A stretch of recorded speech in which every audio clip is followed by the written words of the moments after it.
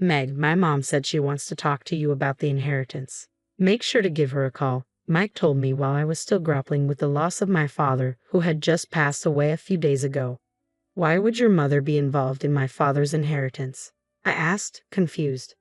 I don't know, just make sure to call her by tomorrow, he replied. When did Mike start to change like this? My name is Meg.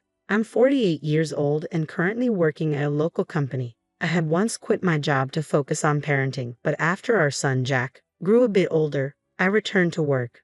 My husband, Mike, was my colleague when we first started out, and we're the same age. We got married at 22, and a year later, we were blessed with our son Jack. I've spent nearly half my life with Mike, but lately, I've noticed more and more things about him that frustrate me. When Jack turned 3, Mike suddenly announced that he was quitting his job. When I asked why, he expressed his dissatisfaction, saying, "I'm frustrated with my boss. I should be earning a higher salary." It seemed like he was influenced by the wave of job changes happening around him at the time. Mike is easily swayed by others, and this flaw became glaringly apparent then. After changing jobs, things didn't go as he had hoped. Although his salary increased slightly, he started complaining again, saying, "I don't fit in at work and I don't find it interesting." Our workplace had once felt vibrant when we both worked there, but over time, that spark seemed to fade. The thing that makes Mike the happiest now is visiting his parents' home, just a 30-minute drive away. At first, I joined him, but as these visits became more frequent, I often stayed home with Jack. The area where my in-laws live is filled with Mike's old friends from his student days, and since he has few relationships at work, I feel he relies on them heavily. I've suggested many times, instead of always going to your parents' house, let's go out as a family or spend time with Jack, but he refuses, saying, "Jack doesn't feel close to me." We have hardly any memories of going out as a family. Instead, outings with my parents and Jack have become more frequent. My father had made smart investments in real estate and worked as a manager, so he had some financial stability. My parents would usually come to pick us up, and we would go out together. I sometimes wondered if my in-laws weren't interested in Jack, but it seemed they prioritized their son over their grandson. We were never specially invited or made to feel welcome.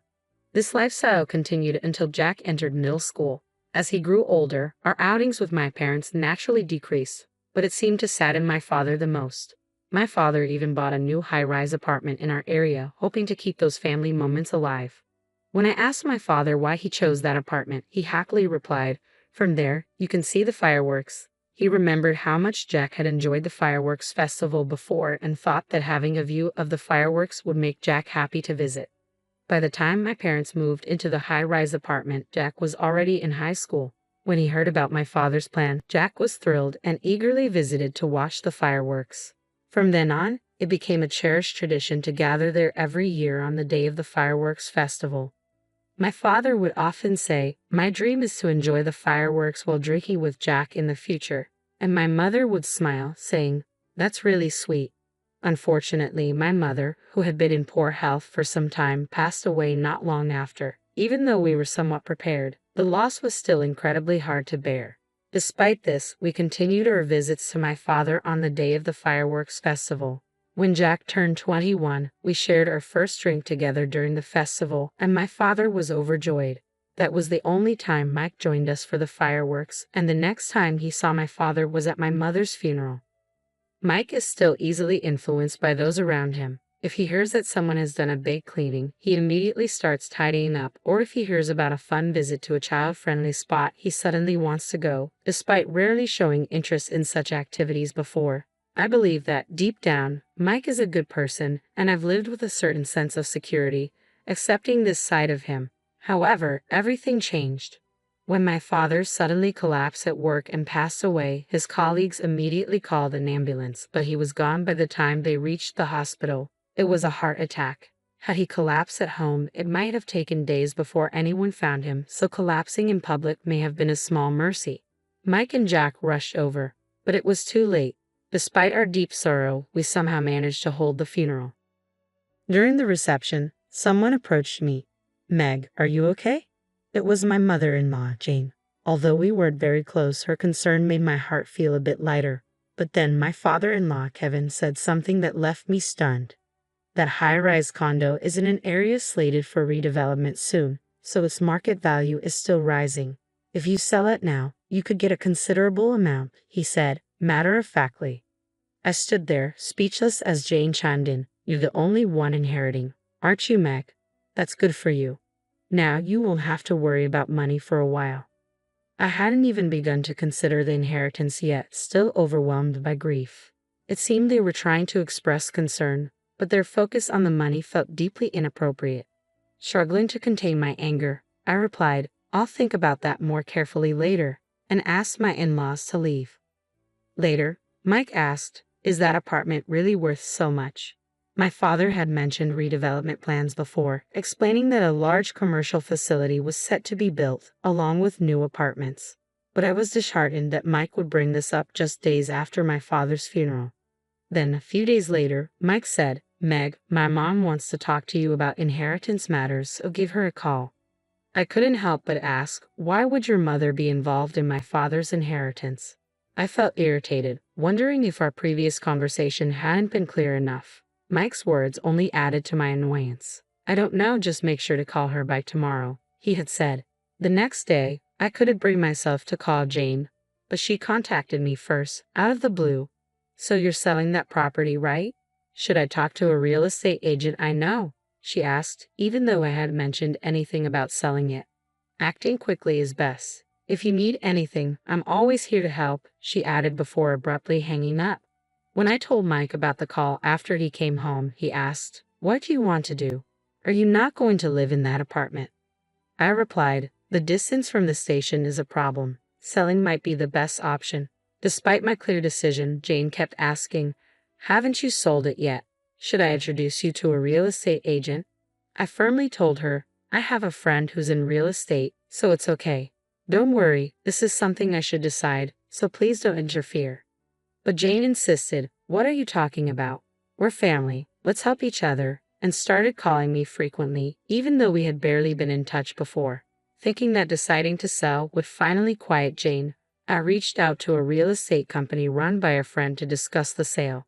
After informing Jane and Mike that evening that I had decided to put it on the market, the frequent calls from Jane temporarily stopped, giving me a moment of relief. 3 months passed and I received news that a buyer had been found, likely at a price beyond our expectations.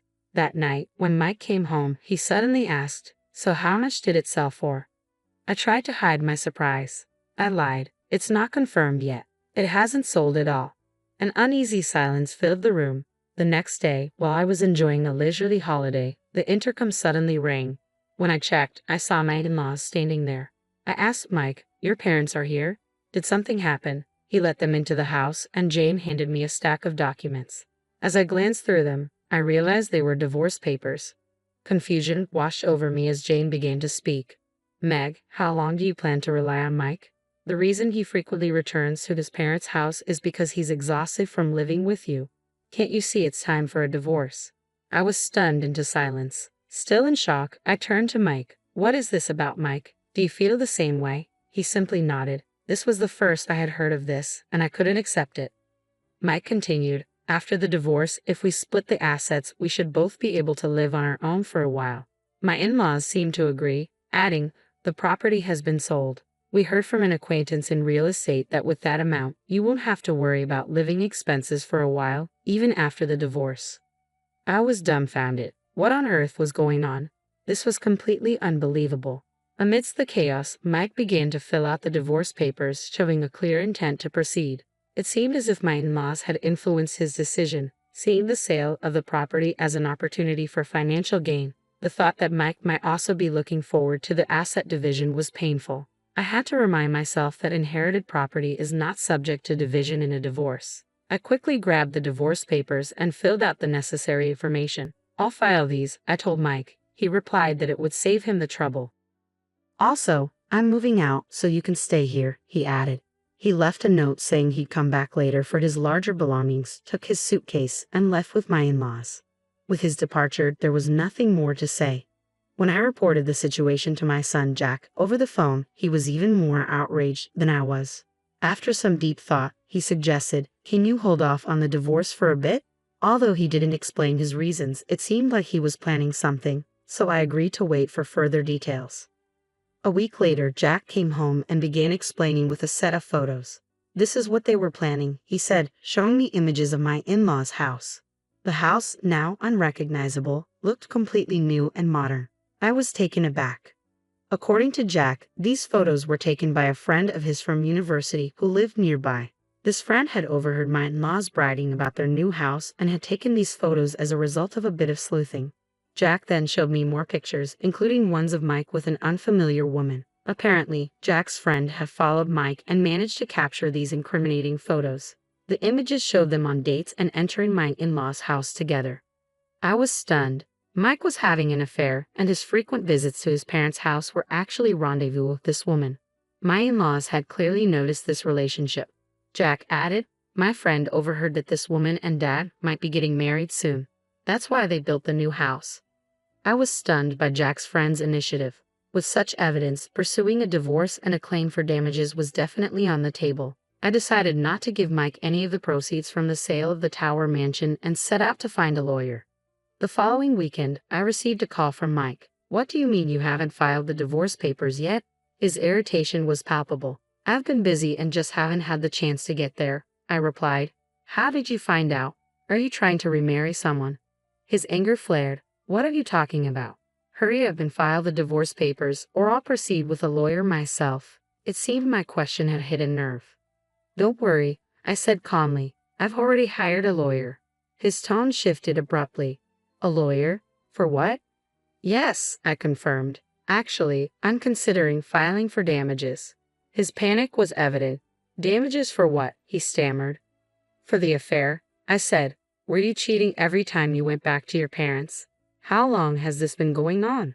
He hesitated before responding. No, that was just a high school classmate. She said she got divorced and moved back home. It's only been about 2 years. 2 years? A high school friend, huh? Thanks for letting me know, I replied. Mike then tried to be defiant. Yes, just for 2 years, but I'm planning to marry her now. There'll be a problem if you don't finalize the divorce papers quickly. My parents agree, so please hurry up. Are you sure you're okay talking so freely? I asked, my voice steady. I asked him, so, after the divorce, we'll split the assets, right? He scoffed and replied, we'll divide everything after the divorce. I'm already working with a lawyer on that. Even after splitting the proceeds from the Tower mansion, there will still be a significant amount left. So the damages for the affair will be minimal. His reasoning left me struggling to understand. So you rebuilt your parents' house for that reason? Yeah, he said with a smirk. The loan is in my name, but I plan to pay it off immediately after the divorce. I laughed at his statement. Do you really believe that? The mansion was sold, but that money won't be divided. He looked confused. What do you mean? Didn't you or your parents know that? I said, shaking my head. It's surprising you rushed to rebuild the house. I checked the time and decided to move the conversation forward. Mike, you're at your parents' house now, right? Yeah, he replied, sounding puzzled. Someone should be arriving soon. I informed him, hinting for him to check the intercom. I had arranged for Jack to visit Mike with a lawyer. Jack might have things he wanted to say to his father, and since I preferred not to meet him myself, I had Jack handle the matter. Jack casually agreed to address the damages claim, treating it like a routine task. I don't care much about the divorce itself since I don't have many memories with Dad. Jack's voice came through the phone. But if you try to take away Grandma's inheritance from Mom, I won't forgive you. I have far more memories with Grandpa, Grandma, and Mom than I ever had with Dad. Hearing Jack's words brought tears to my eyes. Following that, I pursued damages for the affair from Mike, and the divorce was officially settled. The woman involved in the affair, who had been thought to be single, ended up being sued for suspected marriage fraud. Jack's friend informed me that the newly built family home was already on the market. Mike hasn't quit his job, but he's likely moving into either the unfinished place or an old company housing, an option that has long been plagued by a bad reputation and interpersonal issues. At least he has a place to live, so I hope he focuses on his work with the funds from selling the Tower mansion. With the inheritance from my father, I bought a new apartment in a desirable location. It even has a view of the fireworks. Jack mentioned he'd bring his girlfriend to watch them with us next summer. I'm grateful for how strong and mature my son has become over time, and I find myself imagining attending his wedding in the future.